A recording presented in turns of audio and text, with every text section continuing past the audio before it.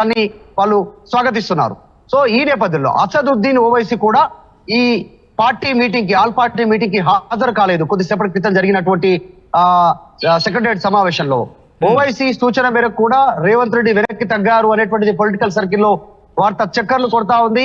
ఎందుకంటే ఓవైసీ గతంలో కేసీఆర్ కు సూచన చేశారు, ఇప్పుడు రేవంత్ రెడ్డి తొలగిస్తానంటున్నారు. ఈ విషయం పైన అసదుద్దీన్ ఓవైసీ అసంతృప్తిగా ఉన్నట్టుగా తెలుస్తా ఉంది.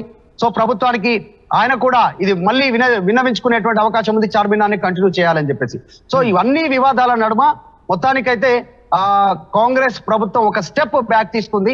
ఎటకేలకు జూన్ 2 తర్వాత దీనిపైన నిర్ణయం తీసుకుంటాం, అప్పటివరకు అనేక సంప్రదింపులు, సలహాలు, సూచనలు వచ్చినటువంటి అన్ని పరిశీలిస్తామని చెప్పారు.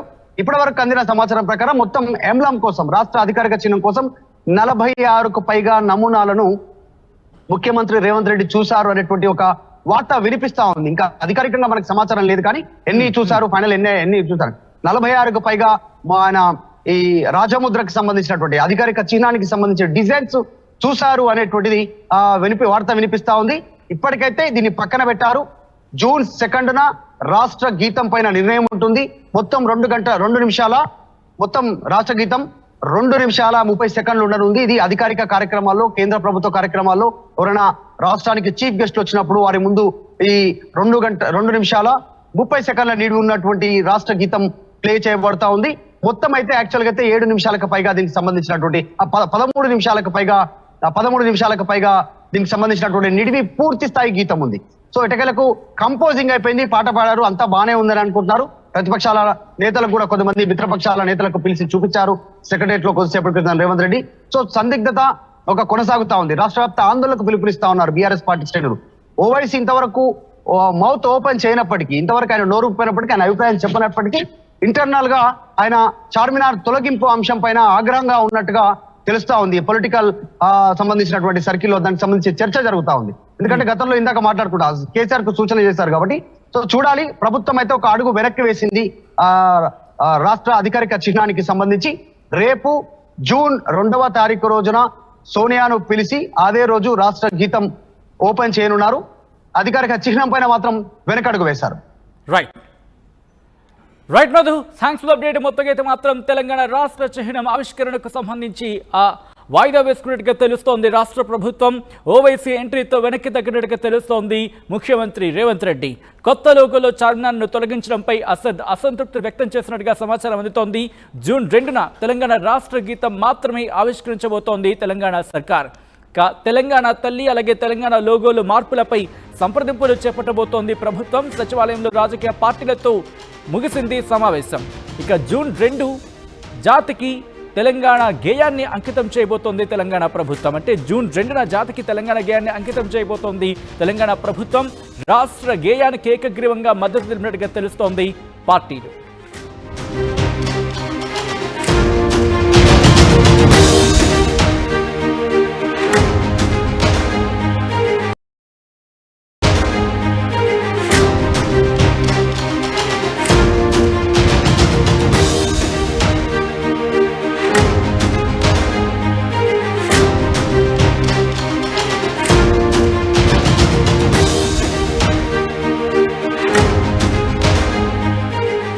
బ్రేకింగ్ న్యూస్ చూస్తున్నారు.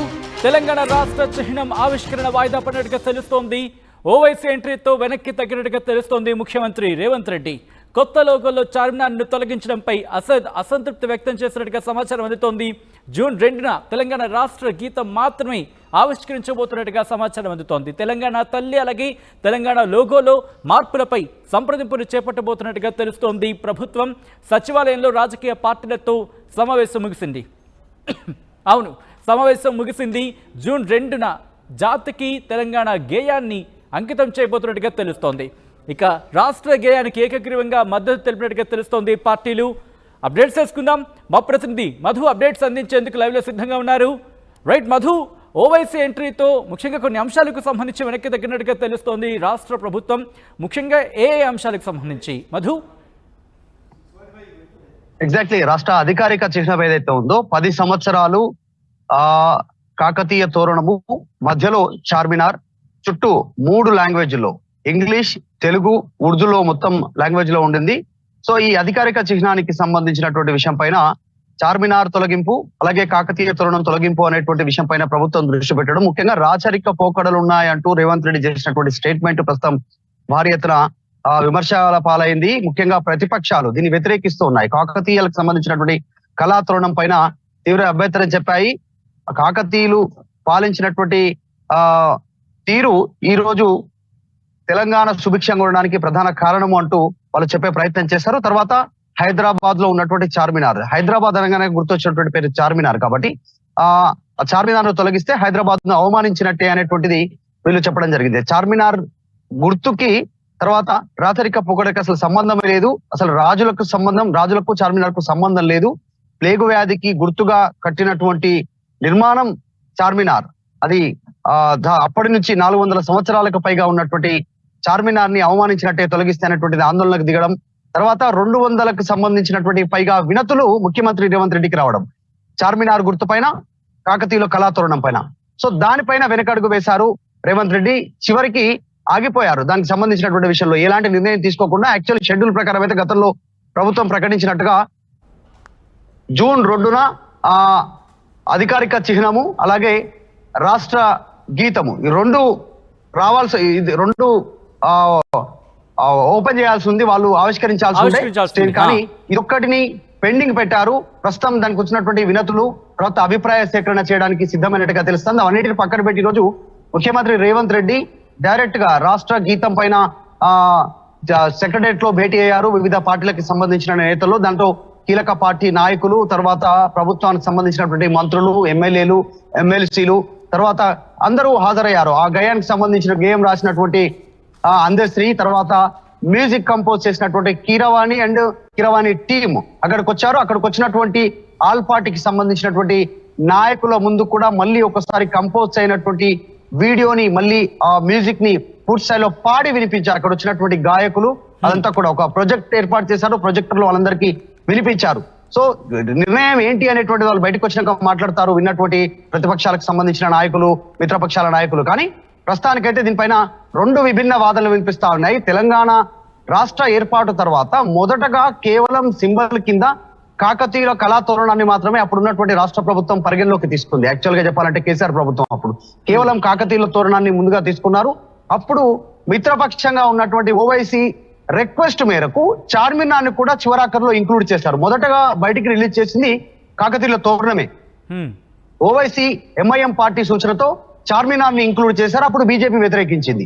ఇప్పుడు 10 సంవత్సరాల నుంచి కాకతీయుల తోరణం చార్మినార్ తో ఉన్నటువంటి ఆ ఎంబ్లం ని, ఆ రాష్ట్ర అధికారిక చిహ్నాన్ని 2 కాకతీయుల తోరణాన్ని తర్వాత చార్మినార్ ని తొలగిస్తామని రేవంత్ రెడ్డి చెప్పడంతో కాస్త భిన్నాభిప్రాయాలు వ్యక్తం కావడం, ప్రతిపక్షాల నుంచి వ్యతిరేకత రావడము, బీజేపీ స్వాగతించడము. కాకతీయుల తోరణం నుంచి ఉండాలని బీజేపీ అంటుంది, చార్మినార్ ని తొలగించడాన్ని వాళ్ళు స్వాగతిస్తున్నారు. సో ఈ నేపథ్యంలో అసదుద్దీన్ ఓవైసీ కూడా ఈ పార్టీ మీటింగ్ కి, ఆల్ పార్టీ మీటింగ్ కి హాజరు కాలేదు. కొద్దిసేపటి క్రితం జరిగినటువంటి సెక్రటరియట్ సమావేశంలో ఓవైసీ సూచన మేరకు కూడా రేవంత్ రెడ్డి వెనక్కి తగ్గారు అనేటువంటిది పొలిటికల్ సర్కిల్లో వార్త చక్కర్లు కొడతా ఉంది. ఎందుకంటే ఓవైసీ గతంలో కేసీఆర్ కు సూచన చేశారు, ఇప్పుడు రేవంత్ రెడ్డి తొలగిస్తానంటున్నారు. ఈ విషయం పైన అసదుద్దీన్ ఓవైసీ అసంతృప్తిగా ఉన్నట్టుగా తెలుస్తా ఉంది. సో ప్రభుత్వానికి ఆయన కూడా ఇది మళ్ళీ విన్నవించుకునేటువంటి అవకాశం ఉంది, చార్మినార్ ని కంటిన్యూ చేయాలని చెప్పేసి. సో ఇవన్నీ వివాదాల నడుమ మొత్తానికైతే కాంగ్రెస్ ప్రభుత్వం ఒక స్టెప్ బ్యాక్ తీసుకుంది. ఎటకేలకు జూన్ 2 తర్వాత దీనిపైన నిర్ణయం తీసుకుంటాం. అప్పటివరకు అనేక సంప్రదింపులు, సలహాలు, సూచనలు వచ్చినటువంటి అన్ని పరిశీలిస్తామని చెప్పారు.